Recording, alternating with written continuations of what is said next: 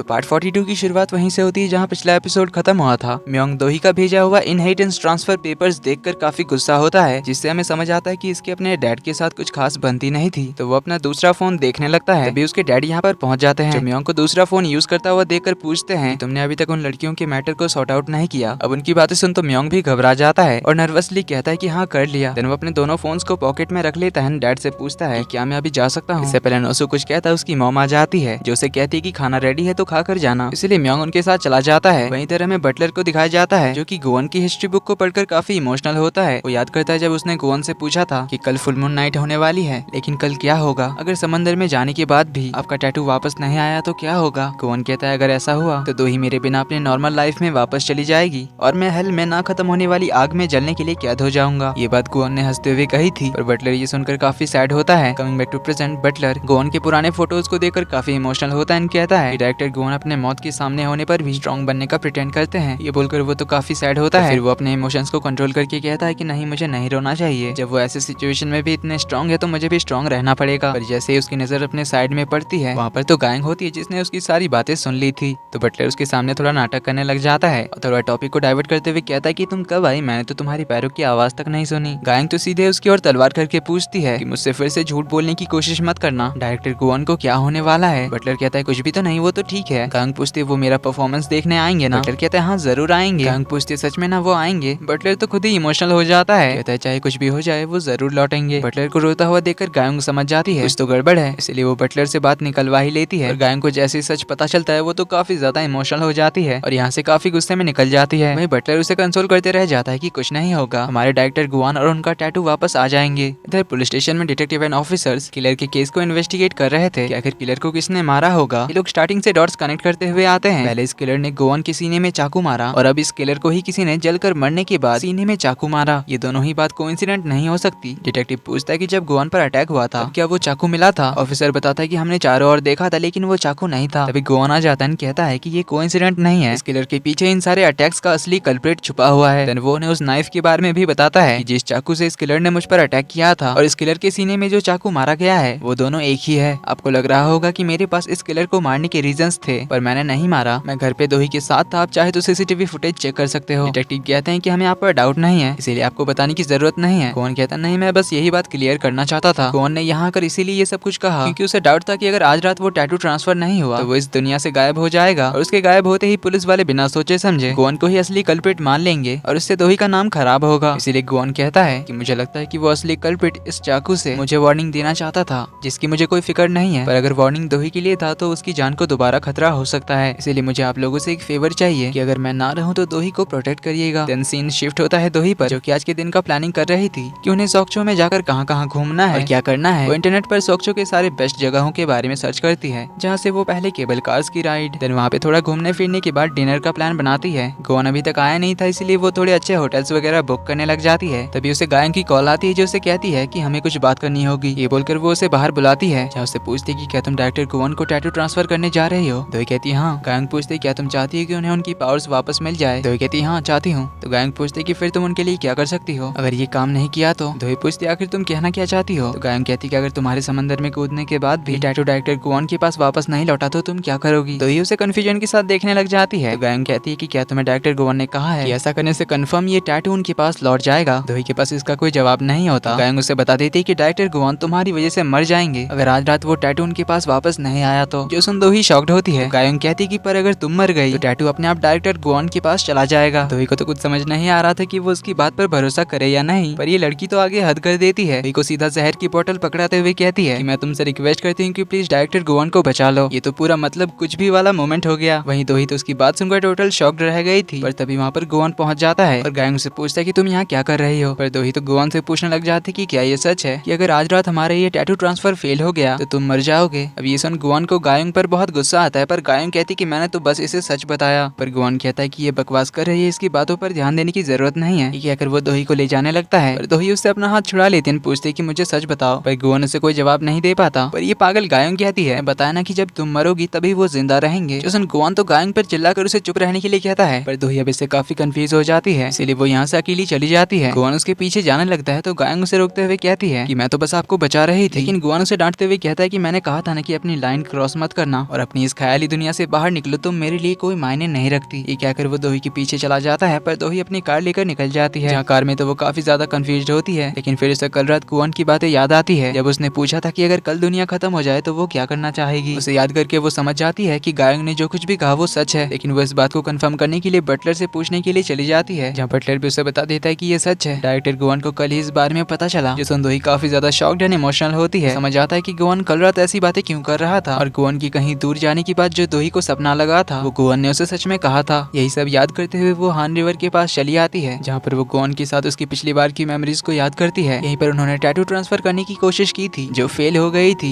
इसी बारे में सोचकर दोही काफी ज्यादा सैड होती है, पर वो यहाँ से घर के लिए निकलती है। गुआन जो घर पे उसका वेट कर रहा था, कुछ देर में दोही आ जाती है और उसे कहती है कि चलो चलते हैं, इस टैटू को तुम्हें ट्रांसफर करने का तरीका ढूंढने। इतना सब कुछ साथ में झेलने के बाद हम इतनी आसानी से कैसे मर सकते हैं, भले ही हमें समंदर में 100 या हजारों बार कूदना पड़े, हम ट्राई करते रहेंगे जब तक ये टैटू तुम्हारे पास ट्रांसफर नहीं हो जाती। मैं इतनी आसानी से तुम पे गिव अप नहीं करूंगी और तुम्हें बचाने के लिए जो करना होगा वो करूंगी। इतना कहते ही गुआन उसे गले लगा लेता है। देन द सीन शिफ्ट होता है गायंग पर। सुनवाल फाउंडेशन आती है तो जूसिया उसका वेट कर रहा था, जहाँ उसे कहता है कि मैं गुआन के उस टैटू के बारे में कुछ पूछना चाहता हूँ, क्या उस टैटू की वजह से दोही पर कोई खतरा आ सकता है। गायंग कह देती है कि मुझे नहीं पता, पर एक बात श्योर है कि आज तक जो भी इंसान डायरेक्टर गुआन से मिला उसकी लाइफ में कभी हैप्पी एंडिंग नहीं हुई है। या तो उनकी जिंदगी हेल बन गई है, या तो उन्होंने डायरेक्टर गुआन को अपनी सोल बेचकर अपने लिए हेल का रास्ता खोल दिया है। जूसा कहता है कि इतना सब कुछ जानने के बाद मैं अब और शांत नहीं बैठ सकता, मुझे गुआन को रोकना ही पड़ेगा। इस पर गायंग कहती है कि फिर आज तुम्हारा आखिरी मौका है। शिफ्ट होता है दोही और गुआन पर, जो एक दूसरे का हाथ होल्ड करके निकल पड़ते हैं सोक्चो के लिए। कुछ टाइम बाद वो लोग समंदर के पास पहुंच जाते हैं, जहाँ दोनों साथ में बैठे होते हैं। जहाँ दोही कहती है कि वैसे आज तुम फिर से एक परफेक्ट डेमन बन जाओगे, उस हिसाब से आज तुम्हारा एक बर्थडे ही होगा, इसीलिए मैं इस बार तुम्हारे लिए एक बहुत ही अच्छा सा केक बनाऊंगी तुम्हारा बर्थडे सेलिब्रेट करने के लिए। गुआन कहता है ये सुनकर तो अच्छा लग रहा है कि मेरा भी अब से बर्थडे होगा। दोनों एक दूसरे को देखकर स्माइल करते हैं और ऐसे ही शांति से बैठकर अपनी मेमोरीज को याद करते हैं, उनकी पहली मुलाकात से लेकर